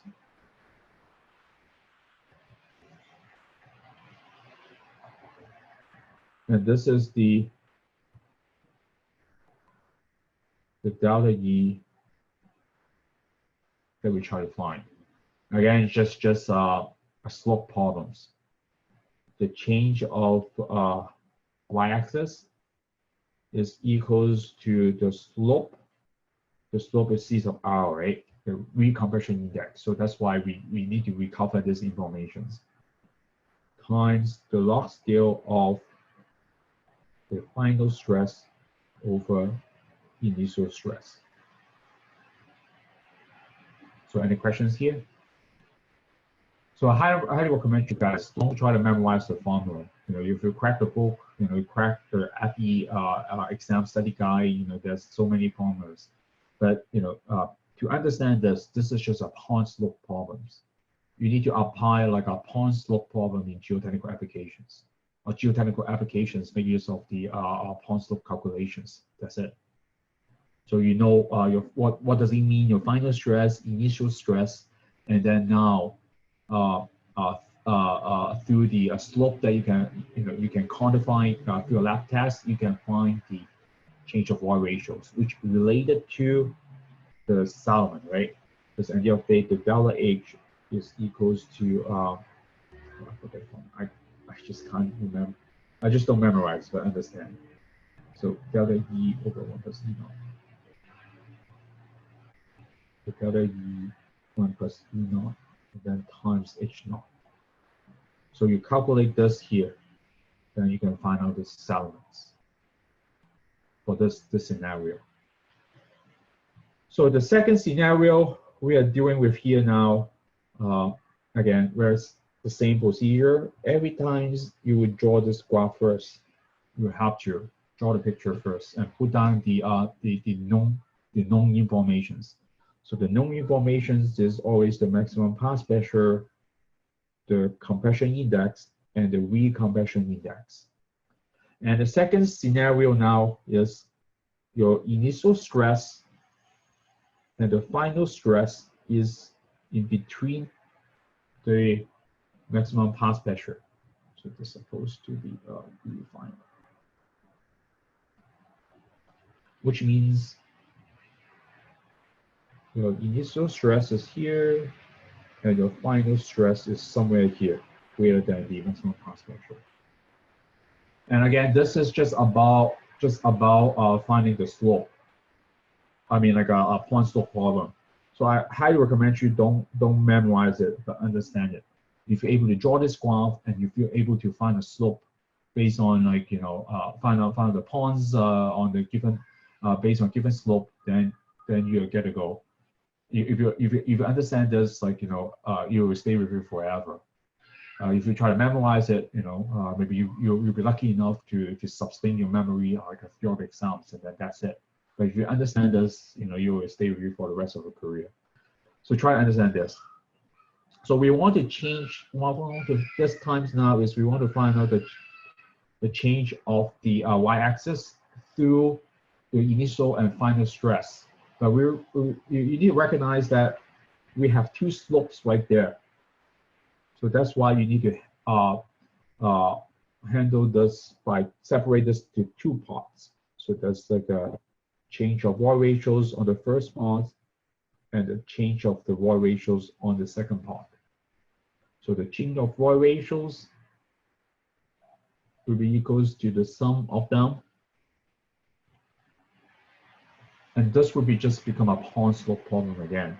So the change of this y-axis on the first part is the slope times the log of the final over initial, right? And then plus the second part. So this will be the final. Just better be consistent. And the breaking point. So it's just a pond slope problem. So make sure you can prove it yourself and not prove it like you need to prove it like correctly. So every time I see a problem like this, I just draw out this picture. I just draw out, I highly recommend you just draw out this picture. So step number one, draw the picture, and then step number two, put down the information you know, and step number three, just solve for the pond slope problem. Then you're good to go. Then you know the delta E in this case. And then knowing the delta E, the same procedure, then you can find out the delta H. So similarly, the third case now, so at this point, everything should be very comfortable on this. So I do this quickly. So again, this is all you know. You know it because you pay for it already. You pay for the lab, and then this information should come on your desk for analysis. So you know this information. Now the third case will be both the initial stress and final stress are greater than the maximum pass pressure. So pretty much we are here.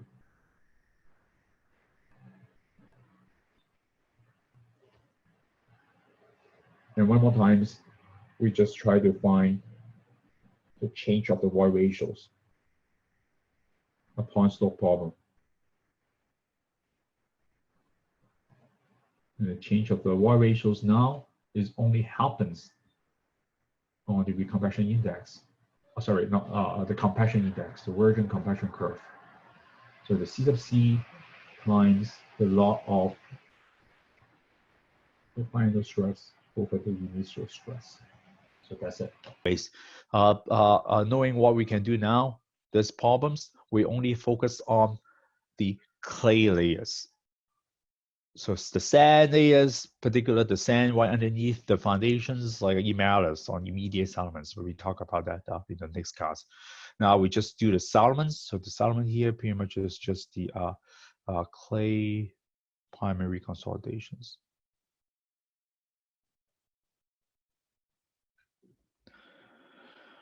Okay, and we know the loading on the footing. So now we have a rectangular footings, which is 4450 kilonewtons. So we know the loading of on the footings, and we want to know from this footing, because of this footings, how much of ground settlements like we talk about, how much this clay layers, particularly this clay layer, has been compressed because of your foundations right there. So that's what we try to do. And when we see a question like this, the very first step, just like a midterms, when you draw the phase diagram, I give you 10 points already. So like here, midterm exam, the very first step. When I see Solomon's calculations, when I see the first step, you put down the picture of this one with all the known informations. I give you like quite a lot of partial credit already. So make sure the first step do right at the beginning. Put down, draw a picture. So on this like settlements, like settlement curve, I call it maybe settlement curve we're working on. What informations we know? So from this like picture, what informations we can put on the graph that we just draw on the right hand side. Good. So max pass pressure. What else? Which is this case equals to 100 kilopascal. So we know the CC is 0.4, and we know the C sub R is 0.079. So those are the very first step. Put down the known informations. At this level, I give it to you. I make the problem simple, so I given this to you. Because like in practice, this is like the information that like suppose you can buy from the lab, which means it's like you work for your clients, you convince the clients to pay for the money to do the geotech investigations, collect the soil samples, send to the lab. So your jobs will be like helping your clients like to find contractors, to drillers to go on site to collect soil samples, and as a geotech, you need to know which lab you can trust, and then you assign the samples to the lab, and then you pay for the lab for your clients, and at the end of the day, the lab will come back to these 3 parameters on your desk, to your table. So this will be the business science that you need to handle as a geotech engineer. So when you work maybe in the private sectors, but like at this point, our requirements is like knowing this information, how to do settlements analysis. So knowing these 3 informations, so the very first step is always draw a picture. Draw the picture. You just need 1 picture for settlements analysis. And the second step will be to find the stresses,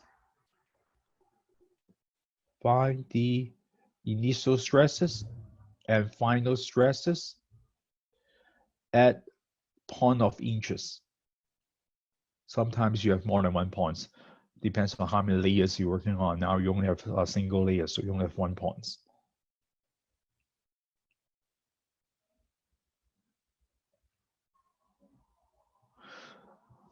And now you have one clay layers, and the most interesting point throughout the clay layers. So you can divide the clay layer into different sublayers. We'll talk about that in the next examples. But this particular examples, we only have one clay layers, and the interest points will be the midpoint. So now we look at the midpoint. The midpoint of the clay layers, that's what we're working on.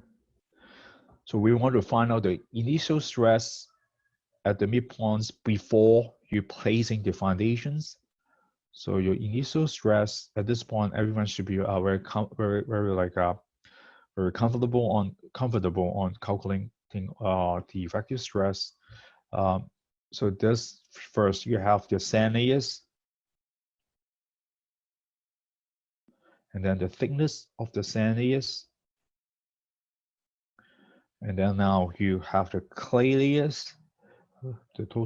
The unit weight of the clay layer is 16 kilonewtons meter cube, and the thickness at the midpoints will be 5 meters. And then minus, well, let's handle the total stress first.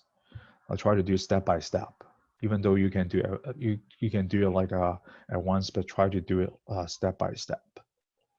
So next, you calculate the pore pressure. That will be 9.81, the unit weight of water, times the depth of the water to our interested point, which is 6 meters. And then our vertical stress will be the difference, effective stress will be the difference between the two. So it's equal to 69. Try to save time here.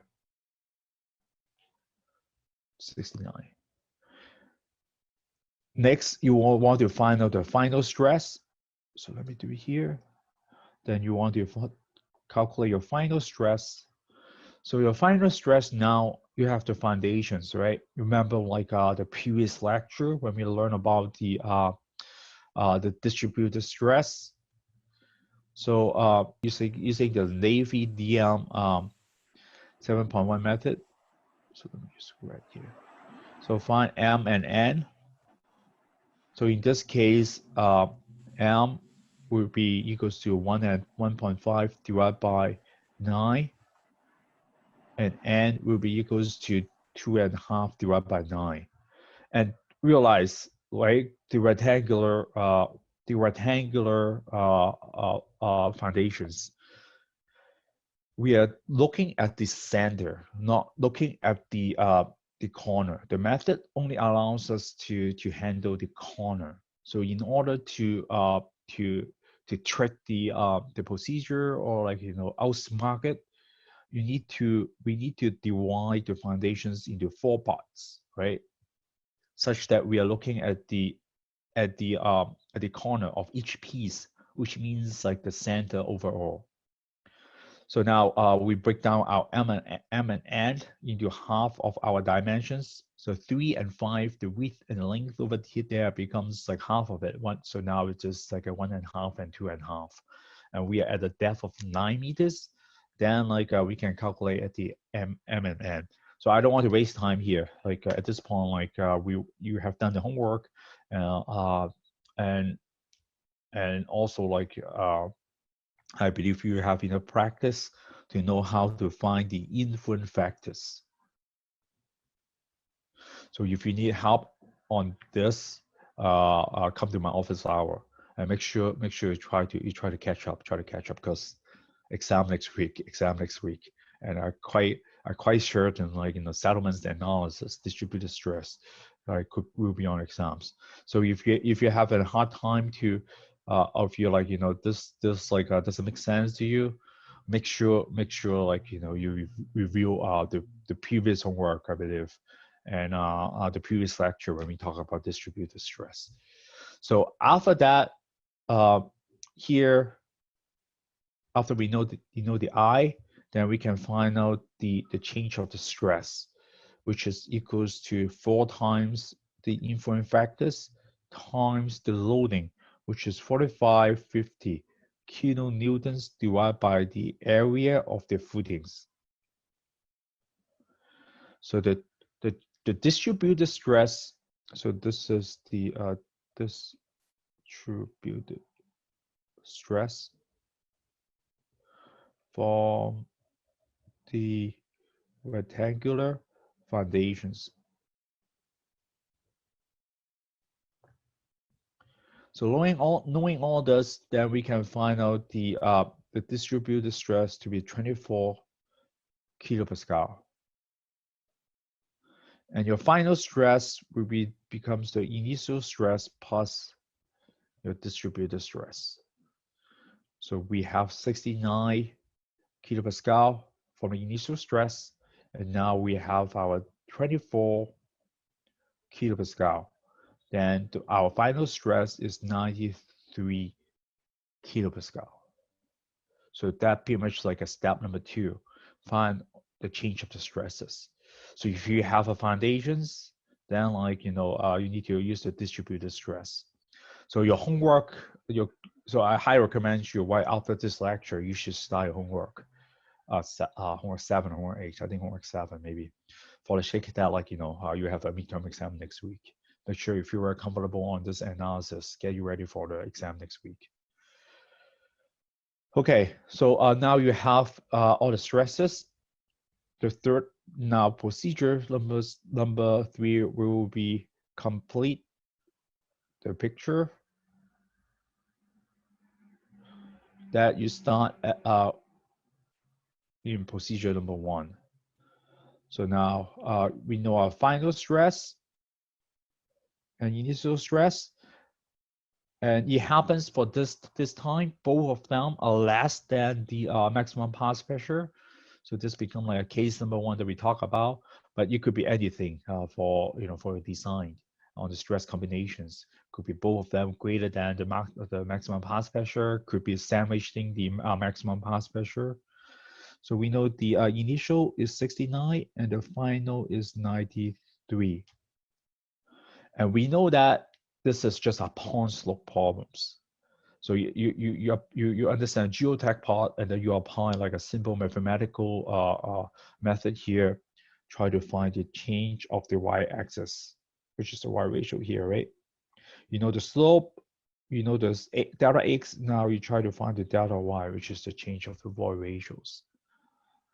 And then procedure number 4 will be finding the y ratio. So that's why you don't need to like memorize any formula. I don't recommend you to memorize any formulas. If you understand this, you own this. You stay with you throughout your entire career. If you just try to memorize a formula, you may be lucky enough to help you in one exams. 2 years later, when you do your PE or EI exams, this will go away. So make sure you understand this. You understand this, how to set up the formulas, set up the geotech concept, and draw the picture. That's very important. So the next step is now we try to find the delta E from the picture that you draw. So this delta E, the change of delta Y, the change of the y-axis will be equals to the slope which is C sub R, because we are at the recompression index, and then times the log of the final stress, which is on the C sub R part, and also the initial stress. So if you understand how to set up a point slope form of a simple algebra, then you should be able to devise these equations right at the spot, instead of like trying to memorize this formula. So C sub R here is 0.079, and this is a log, and the final stress is 93, and the initial stress is 69. Then we can find out this delta E, which is so now you know the delta E. The next step is remember the relationship between like a delta E and delta H, which is this formula here. which like, you can divide that like from a phase diagram. I highly recommend you try to go through this once. So you see it and you understand it, where it come from. So the delta H, so step number 5, we refine delta H. B equals to delta E plus, over 1 plus initial void ratios over the thickness of the clay. So E naught is the soil properties. You should come with your consolidation test results. So in practice, it's like, you collect the soil samples, you ship it to the lab, and the lab should come back with like this index properties too. Also in addition to the maximum pass pressure, C sub C and C sub R. So you know this, and like the delta E, you calculate 0.1, and the E naught is given right here as 1.15. So in the test I will given to you the E naught, but like when you go to practice, you need to know where it's come from. You can't call me, I can't. If you pay me well enough, maybe I can ballpark number with you. But the ballot, the way to do it is like measure from the lab for the soil sample collect on your soil site. So this is the E naught, and now the question is, what is H naught? What is H naught? Now is the point that you remember, like this H naught, you need to understand where what you try to do at the moment you do for calculations. You're talking about this clay layers, so that's why the 10 meters come from here. If you're doing a lab simulations, this H naught very likely could be the height of your soil samples. When you take the soil lab costs, that's what you need to do with 368. But at the moment now, you are doing the calculations for this clay layers, so that's why this is 10 meters. And you may change. So be very careful. The next examples you could change. So be very, so always think, always try to understand what's going on. That's my 2 cents. That's my 2 cents. Every time, the simulations, so the analysis change, the parameters change. So be very careful. So now this is 10 meters. Very good. And if you do all these calculations, the settlements now you get is 4.76 centimeters.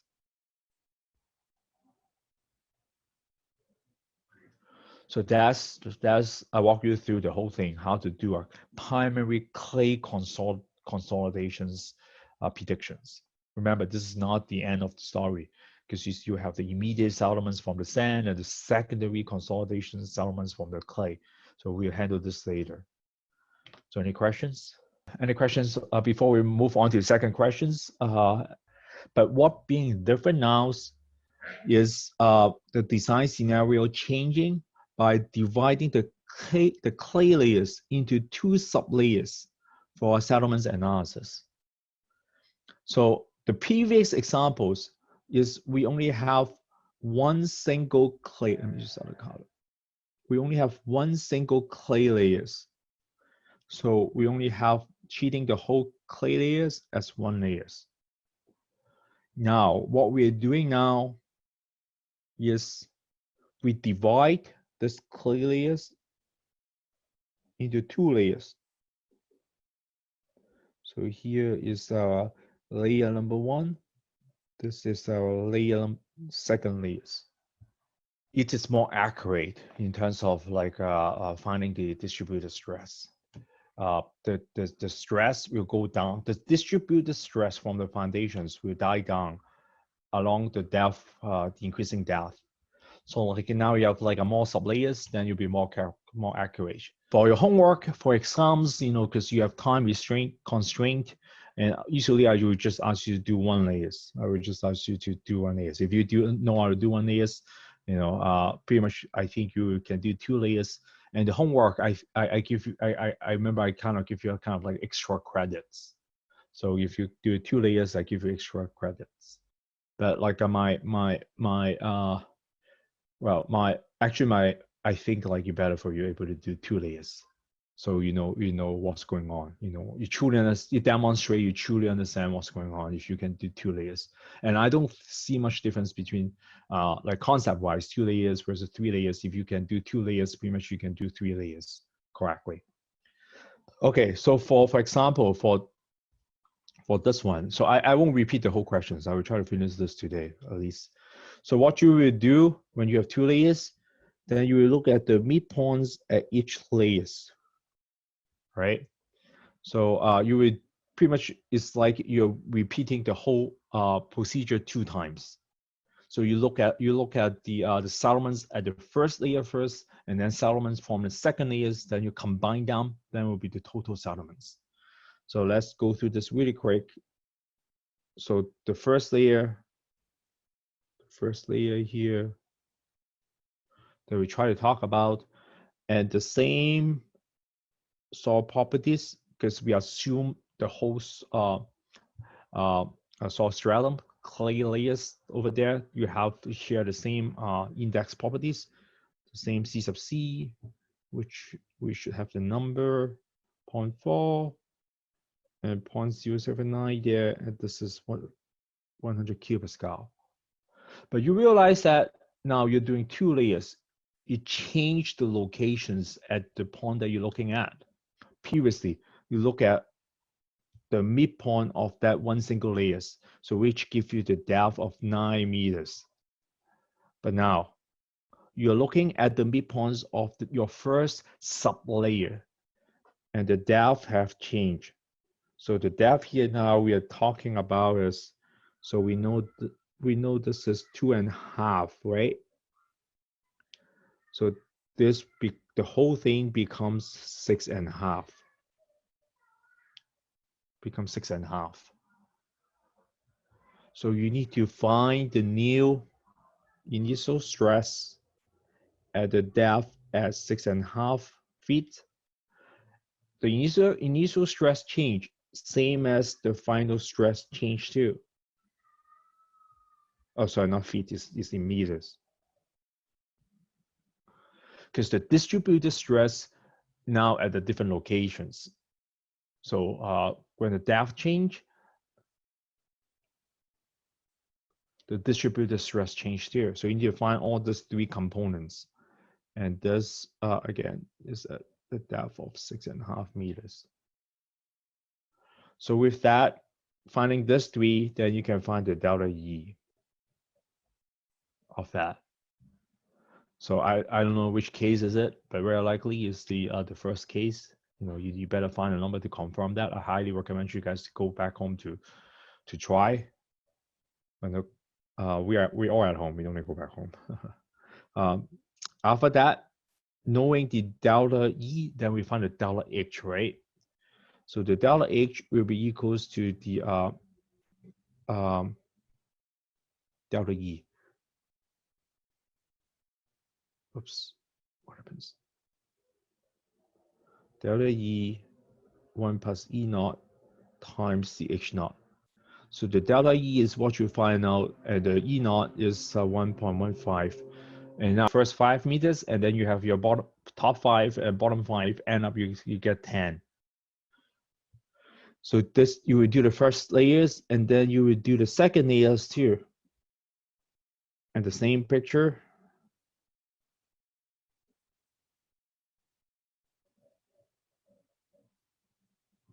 And now you need to find your updated stress at a depth at this point now. So the whole thing here is 5, 9, and then 9 plus like a 2.5. So the whole thickness here, the whole depth here is 11.5. So you're looking at the stresses at 11.5 meters. You need to look for the distributed stress at 11.5 meters. And you can find out your final stress at 11.5 meters. So you find out all this like a delta X, the change of stresses. And then from this, you go back to the picture that you draw, then you can find out the delta E. So this is the delta E of the first layer, and this is the delta E of the second layers. and you can find out the delta H, the settlements from the first layer. And then you can find out the deformations of the second layers. So the same thing, this is the delta E second that you find, divide by 1 plus 1, 5. This is 1. And then what is our H naught again for the second layers? So 5 top and 5 bottoms. Then we can get the total 10. So end up like our delta H total. Well, remember, this is not the total settlements. This is the primary clay consolidations only.